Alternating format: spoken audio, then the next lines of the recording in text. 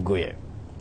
isla wararka qaraxyada ayaan ku guda jirnay degmada Afgooye ee gobolka Shabeellada Hoose bar control oo halkaasi ciidamada amniga ay ku lahaayeen ayaa la sheegay maanta inuu ka dhacay qarax loo adeegsaday baabuur lagu soo raray warxaa qarxa qasaare kala duwan ayaa ka dhashay sida uu ku soo waramayo wariyayga magaalada Afgooye ee gobolka Shabeellada Hoose Cabdiwali Cali online.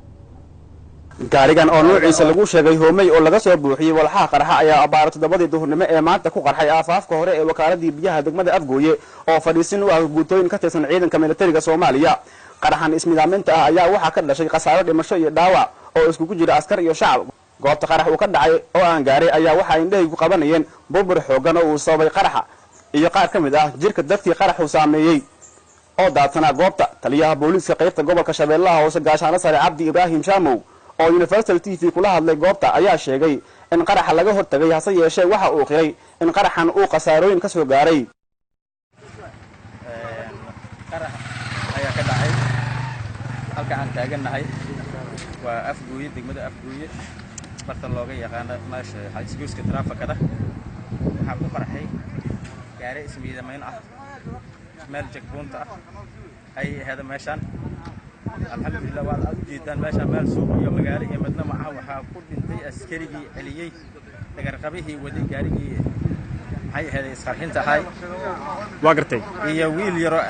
shacab ah meesha maray ay ku dhintay iyo qof kale dhaawacna hal qof oo shacab ah wadada ilaa waa la isticmaalay meesha la maray taliya sida u jeedno goobta burbur xog ay qarax geystay waxaana la leeyahay bartan checkpointiga askar badan ayaa fadhisay goobta qarax markuu qarax dhacay arintaas bal ka waran adigu hadda adaa jooga waa nooga timaadan meeshan hadda waxaad nooga timaad aragteen hal miida meeshan laga qaaday waa wiilkii yaraa aan sheegay oo shacabka ahay askari kala elshayna waa mid hilibkiisa meesha waxa yaalo waay dharkiisa meesha waa u jeedaan umaleemay hadda wax ma hay ahaday aadan imaano telefoon kaliya adiga soo weydiinaysan meesha waa u jeeda qasaaraha ka dhacay ka goobjoogka gaariga qaraxay nuuco ah taliya caasi waxa waa gartay waxa uu ka yimid markii hore wuxuu ka yimid sano loo sheegay dhinacan maxay ahaday walweyn ageedo ka yimiday hadda waxa uu meel u socdan asaa yaqaanay dhagarqabihii ummad ilaahay buu ku xalligi rabay ilaahay intaan maayo ku soo koobay hal askari anaga naga dhintay taliya sidee u suurta gashay gaarigan qaraxa inuu halkan soo gaaro oo ah goob fariisin ay ku leeyihiin ciidanka ugu xooggan ee magaalada jooga may hadda sidee ugu suurta gashay magaalada inta ka badan oo geysan lahayd gaarigan haddaan laga warhayn aan laga hortagi lahayn hadda waa u jeedaan meel adlow ku qarxay ma uusan rabin inuu meel adlow waxa uu rabay inuu dad ku xalligo rabay ummad masaakiin ah ama meel suuq ah ama maxay ahaday arumo kale waxba uu la dan lahay halkan ma uusan rabin inuu ku qarxo meeshan idlaha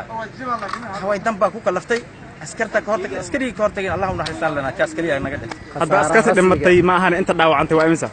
may anigu hadda waxaan aan hayno hal qof oo shacab ah oo meesha maray iyo hal shacab oo dhimasho ah iyo askarigaas intaas laba dhimasho iyo hal dhaawac ah. qaraxyada iyo weerarada Afgooye ayaa ah maalmihii dambe kuwa sii kordhaya taas oo aysan degsaneen qorshe looga hortagayo degmada Afgooye ay soo buux dhaafiyeen ciidamadii u badnaa. Cabdiwali Cali online TV-ga caalamiga ah ee Universal gobolka Shabeellaha Hoose. Faisal online markana Muqdisho